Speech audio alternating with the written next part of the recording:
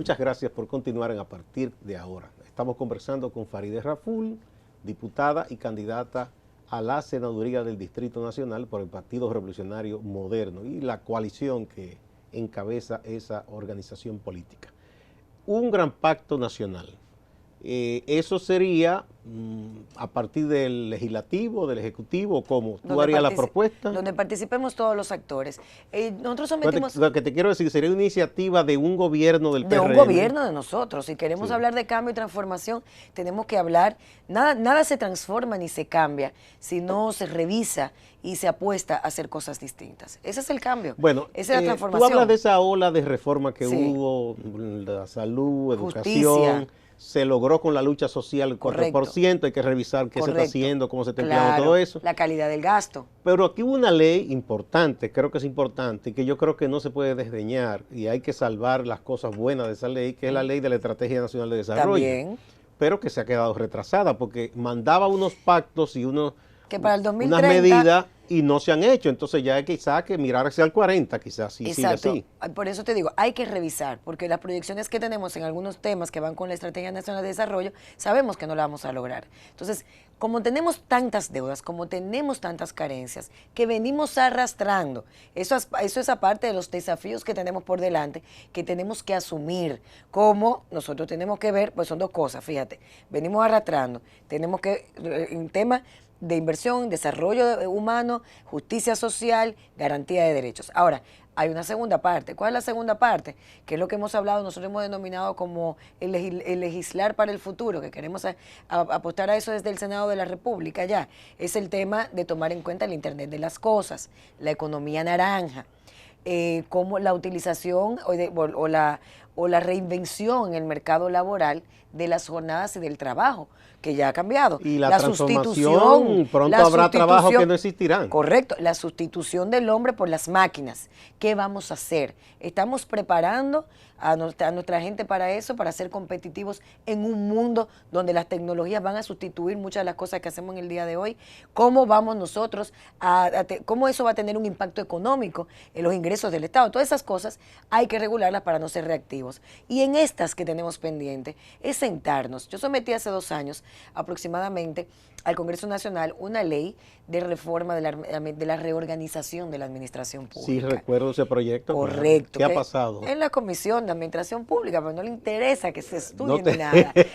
¿No te han dicho siquiera que se va a poner en agenda? No, en agenda para comisión. Lo perimió, volvió. En agenda para comisión. Para comisión. Llega a comisión, lo dejan perimir y entonces vuelve, lo introduzco y vuelve y llega. Pero tú reiteras siempre y lo reiteras. Claro. ¿Por qué? Porque es un proyecto que le da un pie al Estado Dominicano o a los desarrolladores de políticas públicas de que veamos esto más allá del proyecto. El proyecto habla de la eliminación o la revisión de 53 instituciones del Estado que cuando hicimos un análisis no tenían, recibían mucho dinero del Estado Dominicano en la partida presupuestaria, su impacto para lo que estaban definidos sus roles no era realmente representativo para la sociedad. O algunas que habían sido creadas y perdieron sentido con el tiempo. Y otras que tienen duplicidad de funciones, porque hay ministerios y hay otras direcciones que Por ejemplo, pueden coincidir en una. Aquí se creó que se suponía que era de manera puntual por un tiempo, pro comunidad. Correcto. Por unos fondos del BID. Correcto. Pero existía la ODC, entonces tenemos dos cosas yuxtaponiéndose ahí. No, y hay más cosas, porque hay varias comisiones de comunidad digna, de comunidad, qué sé yo qué, barrial. Es una locura si tú tienes un plan social. O sea, vamos a definir y vamos a hacer del gasto un gasto eficiente, ¿verdad? Porque el Estado necesita ser eficiente para poder invertir en lo que tiene que invertir, que es garantizar derechos fundamentales básicos a la gente. Entonces, cuando hicimos ese proyecto, que lo asumió Luis Abinader como parte de su plan y se ha comprometido en él, dijimos, esta reforma es la reforma inicial, pero aquí nosotros tenemos que sentarnos a revisar la Ley de Seguridad Social, pero no a revisarla mandando artículos como manda el gobierno para ir modificando cosas que pueden beneficiar a intereses particulares en un momento. Sentarnos todos los actores, todos, sin pensar que somos enemigos, garantizar los derechos de cada uno, pero sobre todo el de la gente. La gente tiene derecho a una seguridad social que funcione. ¿En qué hemos fallado? ¿Qué pasó con la ley de seguridad social? ¿Por qué no hemos aplicado cosas? Es solamente revisarla y sentarnos. Lo mismo con la ley de salud, lo mismo con el 4% para la educación. la calidad del gasto. ¿Qué ha pasado? ¿Hemos mejorado realmente en la calidad educativa? ¿Hemos mejorado realmente? ¿Tenemos estudiantes más competitivos? ¿O hemos fallado en esto? ¿Cómo podemos resolverlo? Tenemos que sentarnos. A mí me preocupa mucho el tema habitacional, por ejemplo. El tema habitacional, aquí se ha planteado en varias ocasiones crear un ministerio de la vivienda y asentamiento humano. Se llamaría así. Tiene años un proyecto en el Congreso, se ha discutido. Y no hay el riesgo, Faride, de que se cree otro elefante blanco. Yo como estoy en contra de creación de instituciones. Porque tenemos claro, entidades que se supone correcto, que se ocupan de la vivienda, buena pregunta. INVI, NAVI. Eliminadas todas, que se agrupen en una sola y que esa sola sea el órgano rector, desarrollador de la política habitacional del país. No que se realicen proyectos aislados, donde el Estado busca para estas personas una solución rápida para que se vea bonito el lugar y listo, y ya está. No, nosotros tenemos un problema serio en el Distrito Nacional de asentamiento, donde personas están siendo desalojadas en estos momentos en zonas vulnerables, pero no están siendo trasladadas a sitios seguros. De hecho, aquí hay un problema viejo que yo creo que si se logra resolver, se ayudaría mucho a bajar el déficit habitacional. Es de la titulación de la gente que ha entrado a un terreno. También. Ya no hay que ver mucho hacia atrás, si es que el Estado va a compensar a quien se dice dueño, pero esa gente, de hecho, de manera espontánea, han desarrollado a veces un barrio, tienen un 50, inmueble 60 años ahí. y quizá pueden mejorarlo, pero no son sujetos de crédito porque no tienen los papeles de esa propiedad. Bueno, hay que decir que el gobierno de Danilo Medina comenzó un plan de titulación de tierras, precisa de todo esto hace un tiempo y ha ido funcionando. Eso hay que, pues eso está muy bien. Eso hay que decirlo, claro, es positivo, eso es positivo, sí, pero tenemos que continuar. Y tenemos en ese sentido, fíjate que yo estoy con la calidad del gasto y eliminación de instituciones, pero cuando tú ves el proyecto del Ministerio de la Vivienda, entiendes que sí es necesario. Fíjate que se llama Ministerio de Vivienda y Asentamiento Humano. Nosotros tenemos... Se ocuparía de todo eso. De todo, es el órgano rector, desaparecen las otras entidades que tenemos que manejan vivienda y la manejaría una sola, con una política pública integral, donde decimos, bueno, con un plan urbano, porque es que la ciudad se ha ido desarrollando, nuestras ciudades se han ido desarrollando, la gente llega, se pone en un sitio, crea un sector, se queda ahí 40 años, pero están vulnerables, ahí no había luz, ahí no había acceso al agua, no hay alcantarillado y se van criando en esa carencia y en una exclusión donde los gobiernos locales y el gobierno central se hicieron de la vista gorda. Y eso ha creado un desorden y ha creado una marginalidad extrema. Entonces, esa nueva institución tendría que trabajar a pie juntilla con los cabildos. Correctamente. Porque si no, sería lo mismo que estarían chocándose. Tiene que ser con los cabildos. Tiene que ser con los cabildos. Por suerte, ya hay varios ayuntamientos que tienen sus planes de desarrollo de su municipio. Sí, claro. Hay, por ejemplo, el Distrito Nacional hizo un plan de desarrollo urbano. Santiago tiene uno el de también. El de Santiago también. Pero esto sería el órgano rector donde estuviera todo a una. O sea, porque yo digo siempre que el problema de República Dominicana es que siempre vivimos buscando soluciones aisladas a un solo problema. Entonces, buscar tantas soluciones aisladas en un país pequeño, mal distribuimos las responsabilidades y al momento del caos, no, pero fue Gustavo el de la culpa porque él es el director, no, pero fue Faride porque a Faride le correspondía. Entonces, nos vamos echando sí, es un círculo vicioso. En vez de decir, señores, miren, esta es la problemática. ¿Cuáles son los actores que tienen que intervenir aquí? Vamos a distribuir responsabilidades, esta es la política, y vamos a medir cada cierto tiempo si está funcionando. Si no funciona, tenemos que cambiar de política. ¿Cómo tú la mides? Tú tienes estadísticas, tú tienes indicadores de impacto social que te ayudan también a ver, porque el Estado tiene que garantizar la mejoría de la vida de los ciudadanos. Y en República Dominicana no tenemos eso. Y no lo tenemos ni en el sistema judicial tampoco, donde la gente se siente vulnerable. Yo siempre le digo a las personas, una de las noticias más desgarradoras del año pasado fue saber que un padre fue a un destacamento policial a llevar a su niña de 14 años que había sido violada sexualmente y cuando la deja en el destacamento, protegida por la policía y regresa, sucede que el policía la había violado nuevamente. O sea, el que supuestamente estaba llegando se aprovechó o lo embaucó de que fuera a buscar unos papeles. Pero ¿por qué ese policía actúa de esa manera? Porque sabe que no le va a ocurrir nada. Exactamente, por el sistema de impunidad. No hay un sistema de consecuencia. Sistema de impunidad y él está por encima de la ley. Puede ser cabo raso, no importa, sargento, mayor, lo que sea, él está por encima de ese ciudadano. Esa es la mentalidad. Entonces tú dices, la gente tiene que entender, y lo decía, yo comentaba a una persona ayer, no, porque a mí me dicen, si me dan 200 pesos yo voto. Yo a la gente hay que decirle, cuando usted coge esos 200 pesos para ir a votar, que está en su derecho, pero usted se está corrompiendo. Y por esos 200 pesos, los que llegan, no le permiten a usted un acceso a un hospital decente para cuando usted vaya a dar a luz prematura y que ¿no? si no Y tenga una incubadora. si se les reclama a ese funcionario Claro. electo, dice, ya yo te pagué 200 Ya yo te pesos. pagué. Ya. Por usted recibir ese soborno, cuando usted es violentada en su casa o abusada por su pareja y usted va al sistema judicial, se encuentra una fiscal que no le toma ni siquiera la nota de la declaratoria. Por ese 200 pesos que usted cogió, usted se queja de una alta criminalidad que existe en el sector, donde usted dice que conoce los ladrones, pero que el fiscal y el policía están ahí, también lo conocen y no hacen absolutamente nada.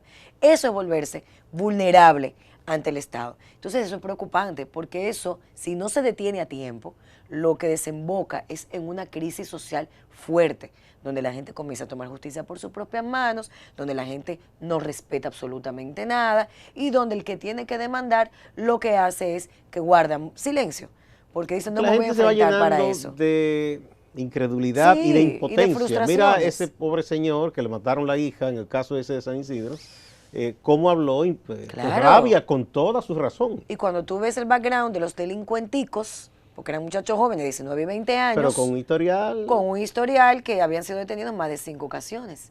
¿Qué pasó? Falló el sistema. El sistema falló. Falló el Como sistema. a propósito de eso, hay un tema que yo sé que tú has tenido has hecho mucho esfuerzo y tiene sensibilidad a ese tema, el tema de la violencia contra la mujer. Claro. ¿Qué vamos a hacer para tratar de que vayamos enfrentando ese flagelo a todos los niveles? Quiero decir, quizá con la parte educativa, Sí. la parte de prevención y de castigo. No nos gustaría llegar al castigo, porque si se habla de castigo porque ya ocurrió la tragedia. Y la política, de enfocarnos mucho siempre en la política de represión, según lo que hemos visto en otros países, realmente no ha tenido un No, porque eso es impacto. después que Eso ocurre. es después, no podemos No enfocarnos. evita. No, exacto, no podemos enfocarnos en la política represiva. Yo creo que ahí tenemos que prevenir. No se previene sin educación, lamentablemente. Aquí no se previene sin educación. Y cuando planteamos el tema de educación, que va dentro del tema educación sexual, que no es yo siempre lo digo, no es la genitalización de la educación. La educación sexual es un poco más allá de cómo yo respetar la integridad de otra persona que no pertenezca a mi mismo sexo, de cómo yo respeto la dignidad del otro, cómo yo me entiendo, me valoro como ser humano, como persona, cómo me protejo y cómo me interrelaciono con la otra persona. Entonces, hasta que nosotros no eduquemos y nos sigamos rasgando las vestiduras y tapándonos los ojos ante una realidad, nosotros no vamos a poder avanzar. Hay que educar desde la primera infancia. Si no tenemos un sistema de educación, un sistema de protección a la víctima, que funcione, que la víctima se sienta que cuando pone una denuncia está siendo en ese mismo momento protegida por el sistema, protegidos sus hijos por el sistema, tampoco vamos a tener la confianza de que esa víctima de agresión vaya al sistema a hacer la denuncia. De hecho, la mayoría, que hay un subregistro grandísimo de mujeres que no denuncian, no solamente por temor, sino porque dicen, es que si voy me van a matar. Mi sentencia de muerte es yo ir Y hay a otro someter la asunto denuncia. que durante los años, uno tratando ese tema, uno ha podido notar. Y de hecho aquí Sergio Galván hizo una propuesta interesante. Ella decía que en algunos países se está revisando, y ella proponía aquí, que las casas de acogida, que aquí son muy pocas todavía, muy pocas y todas, también, se transformen y a quien retengan ahí para educarlo sí o sí, es al hombre agresor. al hombre. Porque la mujer de alguna manera es una especie de prisión suave. Sí. Y entonces ya tiene la preocupación dónde están los hijos, con quién están, si están comiendo, si están a merced de ese agresor que anda suelto todavía. Entonces se protege su integridad física a ella. Es una propuesta interesante. Eso Entonces ella dice, transformemos las cosas, o sea, que esa persona sea llevada ahí y sea sometido a un tratamiento psicológico. Y mientras tanto que haya una forma de buscar proteger a esa mujer sí. y garantizarle que ella recibirá lo necesario para que sus hijos no carezcan de lo básico. Hay que protegerla, hay que protegerla. Yo el otro día tuve una experiencia con una señora en el sector de Gualey, cerca del río, y le preguntaba que cómo ella había llegado allí.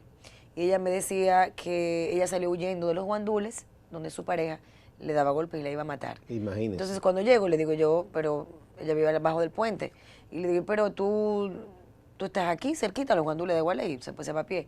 Y yo le dije, ¿tú sabes el examen tuyo? Y me dice, sí. Y yo, ¿y tú fuiste denunciante? Sí, yo tengo una orden de alejamiento, pero él vino el 25 de diciembre y me dio. O sea, Oye. él sabe dónde ella está, tiene una orden de alejamiento, la puede matar en cualquier momento. Tuvimos que llamar a un fiscal para que se encargara del caso, porque con una orden de alejamiento ya no hace absolutamente nada. Entonces se han inventado algunos recursos tecnológicos importantes. Por ejemplo, ahora en Francia se estaba tratando el tema de poner, cuando exista una orden de alejamiento, no solamente un grillete, como si fuera un botón de pánico, Un a la ubicador. mujer, sino también al hombre. Porque esa mujer puede estar en su trabajo esperando la salida y el hombre puede estar esperándola afuera. Como ha pasado aquí Como muchísimas ha pasado veces. muchísimas veces. Pero con eso, una alerta en un departamento especial alerta inmediatamente a las autoridades que él está a menos de 150 metros. Y inmediatamente pueden proteger a la mujer con una llamada para que se aleje del lugar donde está.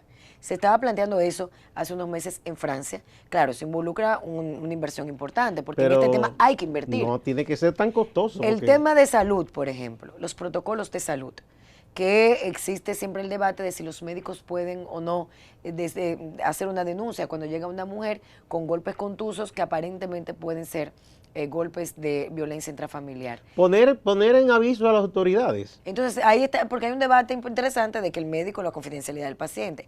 Pero ¿qué está primero? Por ejemplo, en Estados Unidos, el médico tiene como protocolo el deber de poner en alerta a las autoridades del hospital para que vayan inmediatamente a ver a la persona y la puedan interrogar. Y yo creo que eso es válido, pero que pase también con las menores que van embarazadas a los centros O sea, sanitarios. víctimas de un delito. Porque eso es otra violencia. Eso es un delito. Eso es un delito, es otra violencia. Muchas de esas niñas son utilizadas prácticamente como esclavas sexuales en pleno siglo XXI, donde están apareadas con hombres de 60, 50 años. ¿Qué tú crees que va a pasar con esa niña? Es víctima ya de la violencia, pero va a seguir siendo víctima de esa violencia porque está asumiendo roles a destiempo que no le corresponde. Y nosotros en esta sociedad lo tenemos totalmente normalizado. Tú vas a un sector.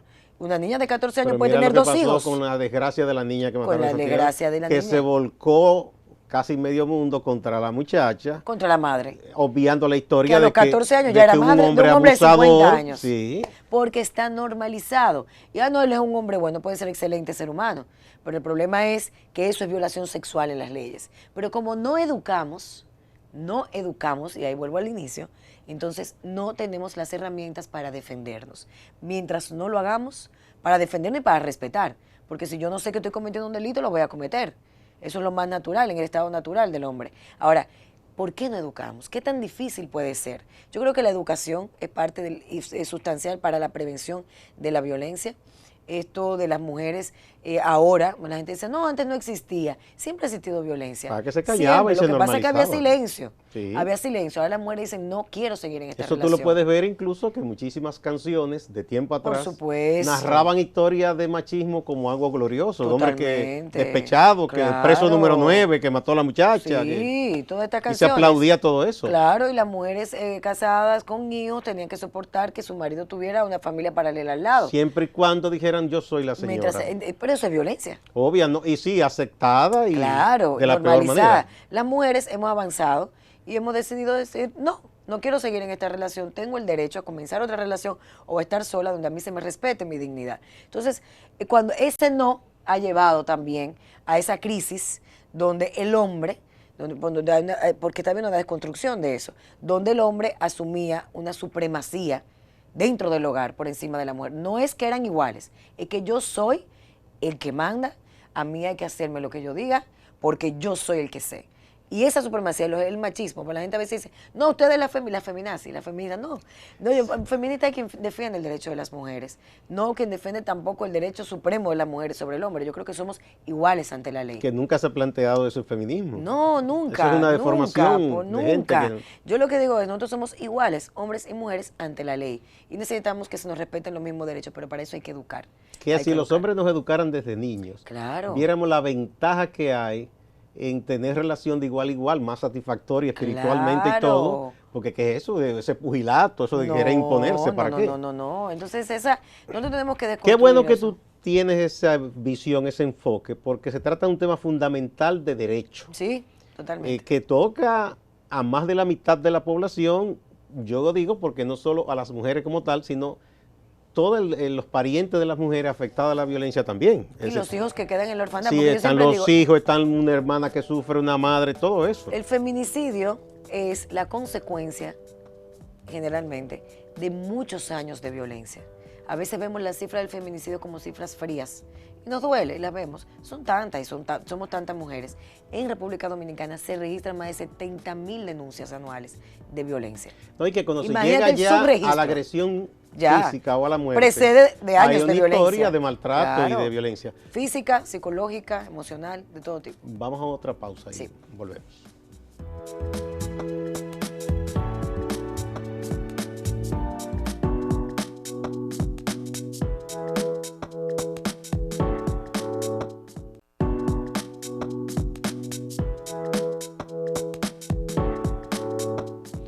Farideh Raful es dirigente del Partido Revolucionario Moderno, candidata a la senaduría del Distrito Nacional, diputada, con una historia, aunque es muy joven, conocida porque ha hecho su labor de legislar, fiscalizar, supervisar. He trabajado mucho, sí. Ha trabajado mucho, Sí, eso de es verdad, así. yo debería coger unas vacaciones. No. No, necesitamos que gente como A veces tú, me pongo a ver, yo soy trabajador, Dios mío, yo sí, pero a que uno le gente gusta lo como que tú uno hace. siga trabajando, A hace uno falta. sí, a mí me gusta lo que uno Bueno, hago. hay aires de cambio, Sí. dicen muchos en el Sí, país, sí. pero en la política quien tiene el poder quiere retener el poder. Sí. Y es una situación interesante en esta coyuntura porque los propios PLDistas admiten en este momento que el candidato de ustedes, Luis Abinader, está puntero. Sí. Pero dicen, aspiran Eso va a cambiar, dice. o están trabajando, yo sé que están trabajando para, primero, sacar completamente de competencia a Leonel Fernández y Fuerza del Pueblo. Entonces, echar la batalla de tú a tú con el PRM y dicen que ellos están descontando ventaja. Y la expresión que usan es, Luis llegó a su tope. ¿Llegó Luis a su tope? No, yo creo que no, para nada. Luis ha hecho una gran labor, seguimos trabajando para seguir en el mismo posicionamiento y ampliar más la ventaja. Quien sí llegó a su tope fue el candidato oficialista, Gonzalo Castillo, y ellos lo saben muy bien, no pasa ni siquiera de un 30%. Y ellos están pues involucrando recursos del Estado, involucrando todos los funcionarios en una campaña que ha sido prácticamente natimuerta, un candidato que no se le conoce una trayectoria política activa, a pesar de que sí ha estado muy ligado al Partido de Liberación Dominicana, un candidato que tiene una fama de buen gerente, pero que también está empañada su credibilidad por cuestiones de asociación con escándalos de corrupción como Odebrecht y contrataciones que se dieron millonarias a las que nadie responde en este país, en la estructura de impunidad que tenemos. En cualquier otro país este candidato no hubiera sido candidato, si pues con todos los cuestionamientos que se le han hecho, las pruebas que se le han demostrado, no lo fuera. Y eso yo creo que lo ha afectado bastante, como ha afectado también la marca PLD, el hecho de la corrupción, de las denuncias que hemos realizado a distintos niveles, el periodismo dominicano, nosotros desde el Congreso, la prensa internacional, los ha afectado. Y yo creo que eso es también lo que ha hecho que la gente vea al Partido Revolucionario Moderno como la única opción que puede desplazar eso que se rechaza, que es el PLD en este momento, del poder. Y eso ha favorecido, aparte del trabajo sostenido de Luis por más de 10 años, ha favorecido que él se haya convertido en la principal figura de esa oposición política. Yo creo que hay una muy buena coyuntura, nosotros estamos trabajando sin descanso, es la realidad. Luis va a seguir subiendo. Yo pienso que faltan 3 meses y pico, muchas cosas cambian, la política no es lineal. Estamos hablando de que Luis en este momento tiene prácticamente un 45% en las encuestas oficiales, en las que manda el gobierno de la República Dominicana, pero nosotros en las nuestras tenemos incluso algunas que pasan el 50%. Y vamos a seguir acentuando esa diferencia. Nosotros vamos a seguir recorriendo. Nosotros, el objetivo es ganar en primera vuelta. Ojalá, para no someter a este país a una segunda vuelta después de las elecciones de febrero, de unas primarias que fueron interminables en septiembre y que seguimos arrastrando, ojalá, y poder regalarle Bueno, ese es un poco el a la debate estabilidad democrática entre, nacional, por entre favor. los observadores de la política, Sí. los analistas, Queremos ganar en primera vuelta. que no se vislumbra espacio para una segunda vuelta. Aquí lo planteó Rosario Pinal y algunos querían comérsela viva. Pero otros dicen no. Por el momento, y parece que será así, habrá segunda vuelta. Una de las 3 fuerzas que hay quedará desplazada y quedarán 2. Así es. Y una apoyará a otra, me imagino. Sí, obligatoriamente, vuelta, es claro. obvio, incluso hasta sin un acuerdo claro, porque se van a decantar por algún lado, por es supuesto, así. por supuesto. Es Esas así. simpatías se mueven. Los sectores hacia los cuales ustedes están trabajando en estos momentos. Estamos trabajando con todos los sectores, estamos escuchando a todos los sectores, estamos caminando en todo el país, oyendo a las comunidades, estamos con la dirigencia, pero sentándonos con todos, haciendo un compromiso. Te pregunté eso porque el PLD logró tener fortaleza y desplazar incluso al que fuera el partido más fuerte en las bases sociales más populares. Sí. Por lo menos en la parte urbana, Sí. que era el PRD, Sí. ese trabajo que hizo el doctor Peña Gómez Sí, con sí, la sí, zona sí. y todo. Todo. Eso se sabía dónde estaba cada La quien. masa, todo. El PLD ha hecho un trabajo, si se quiere, milimétrico. Dicen que copiado de algunos amigos de Sí, Sudamérica. de Sudamérica. Por lugar de votación, la Correcto. lista, la cosa, esas visitas semanales que la Sí. mantienen todo el tiempo. En ese territorio, en el territorio, ¿cómo el PRM está enfrentando eso? Nosotros estamos trabajando de manera estructurada, para, como te mencionaba ahorita, en el tema electoral, recintos electorales y por colegios electorales. Estamos trabajando con padrón, estamos organizándonos en ese sentido. En el otro sentido, estamos asumiendo compromisos con las comunidades. En todos los lugares donde vamos a escuchar qué pasa en esa comunidad, cuáles son las cosas que quieren. Si hay un sector importante, comunitario, si hay un sector empresarial que quiere reunirse con nosotros, si hace demandas con las que nos podemos comprometer, lo estamos asumiendo. Demarcación por demarcación. Y eso se va anotando, incluso dentro del plan de gobierno diseñado por Luis Abinader o por el equipo de políticas públicas, los lineamientos fueron sacados de allí. Y son lineamientos abiertos a la gente para que la gente nos ayude a modificar, a rectificar o hacerlo más perfectibles. ¿Cómo para poder enfrentar hacer los primeros 100 días de gobierno? una realidad social terrible de gente que apenas consigue lo mínimo para Sí, terrible. comer una o dos veces El problema al del día? empleo en República Dominicana Y es esa uno de los gente grandes es dolores de cabeza. cooptada con las tarjetitas y las cosas. ¿Cómo desmontar eso? Las tarjetitas... La gente teme que le quiten esas cositas. La gente teme que le quiten eso. Luis se ha comprometido con continuar ese plan de asistencia, pero que sea un plan de asistencia social, no un plan de fidelización de votos para lo que está usando el PLD, que es incluso utilizando para extorsionar a los beneficiarios de las mismas, de que si no votan por ellos, si no van a las actividades que ellos hacen políticas, esas personas van a ser despojadas de la misma. Se está diseñando un plan con la misma tarjeta, la doble, que se llama, el equipo de Luis la ha denominado así, donde se va a seguir el plan de asistencia, catalogando precisamente a través del CIUBEN a las personas que tienen menores posibilidades de poder acceder a un trabajo en el mercado laboral formal o informal, porque hay personas ya de avanzada edad que se les hace difícil el desplazamiento. Entonces, se está sometiendo eso todavía dentro del plan de asistencia social. Recuerda que esas tarjetas fueron, en principio, una iniciativa del Partido Revolucionario Dominicano. Doña Milagro, yo Doña recuerdo. Milagros Ortiz Bosch. Lo que pasa es que se ha degradado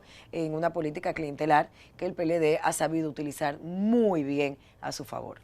Sí, pero la gente mucha gente está cooptada por eso, lamentablemente. Mucha gente, claro. Por eso y por los más de 800.000 empleos que tiene el gobierno, que ha aumentado la nómina de 300.000 en estos últimos años a casi 800.000. En ese mal caso, ¿qué contados. hacer? Por eso yo digo, y Luis lo asumió, esa reorganización de la administración pública desmonta parte de esa gran nómina. Y eso tiene un costo político que tenemos que asumir, lamentablemente, si queremos un Estado organizado y si queremos eficiencia en el gasto público. Para que la gente tenga una idea, cuando se creó el Intran a través de la Ley de Movilidad y Transporte y Transportación Pública, había 8 instituciones que tenían que ver con el transporte, 8, y el transporte en el mismo caos. 5 entraron de manera inmediata al Intran. ¿Tú sabes cuántos abogados en esas 5 instituciones había? En nómina, 200. O sea, el colegio de abogados completo. Y tú dices, ¿cuántos de ellos trabajaban?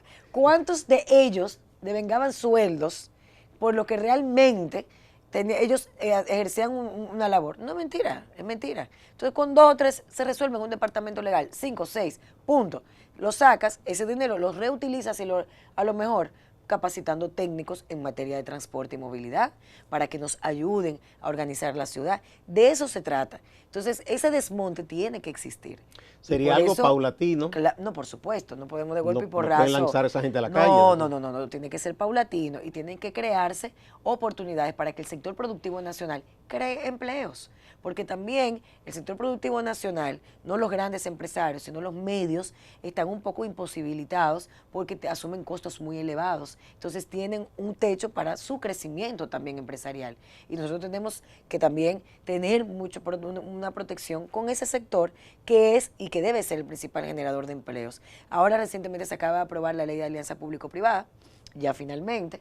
Eso va a ser importante en algunos aspectos para el sector emprendedor del país que quiera vincularse a proyectos con el Estado Dominicano, donde el Estado entregará concesiones. Viene a regular unas concesiones donde va a participar el sector privado que quiera impulsar esos proyectos, que quiera invertir. Hacerlo de manera más transparente. Más transparente. No es la ley perfecta, no es la ley perfecta porque es una ley que lamentablemente crea otra dirección departamental para la alianza público-privada. Ya se contradice con el proyecto tuyo. Oye, que depende entonces del Ministerio de la Presidencia, o sea, no del Ministerio de Hacienda, no del Ministerio de Economía y Desarrollo, que debería de ser, porque muchas de la alianza público-privada tienen que ver con crédito público, no, del Ministerio de la Presidencia. Entonces yo tuve mi observación a la ley por eso, pero en definitiva es una ley que viene a transparentar varios de esos procesos. Es más ¿Cuándo tú vas a someter desde el Senado ya, verdad, un proyecto de ley para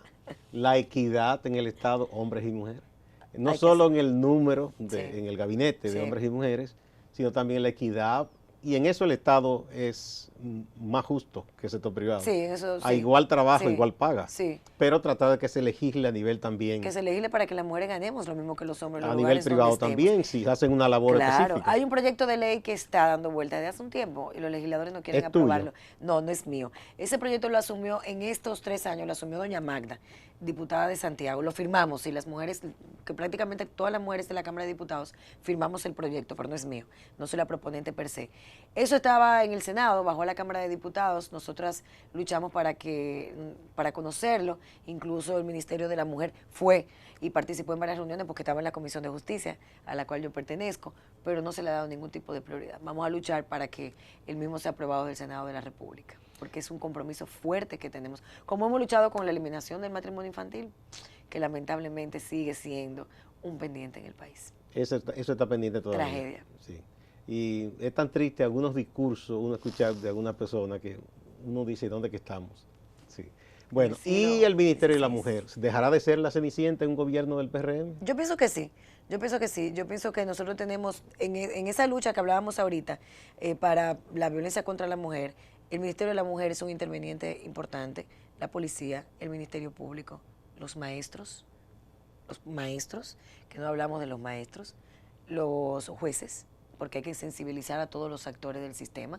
Por eso el Ministerio de Educación hay que hacer un plan integral para hacer ese trabajo, porque mientras tenemos el Ministerio Público haciendo eso, el Ministerio de la Mujer que no recibe, con la policía hay que hacer un gran trabajo también. La policía. Hay muchos oficiales, claro, hombres y mujeres conscientes, entonces, pero hay el muchos Ministerio que no. de la Mujer sí sirve para eso y para desarrollar políticas e impulsar que desde el Congreso también los legisladores tengan una mayor sensibilidad a los temas y puedan trabajar leyes en beneficio de la igualdad de derechos de las mujeres, no la supremacía de nosotras, aunque debería, ¿verdad? No, mentira. Pero con tantos años que ha habido supremacía masculina, un chiste de supremacía femenina no es la mala. Igualdad de derechos, señores, nadie está por encima de nadie. Yo creo que igualdad de derechos es lo que garantiza la Constitución y la ley, por eso nosotros vamos a seguir trabajando, aunque nos condenen, nos sacrifiquen y nos crucifiquen. No, nada de eso. Muchas gracias, Farideh Raful. Para mí un placer, de verdad. Yo sé que estás muy ocupada, te habíamos estado invitando. Sí, estoy. Pero yo sé que andan con y después del 16, pues yo tengo que volver antes de mayo, claro, para hablar de los planes específicos de la Senaduría del Distrito Nacional. Claro, cuando tú quieras. Muchísimas gracias. Y a ustedes también, amigas y amigos. No se vayan, que hay más en Acento.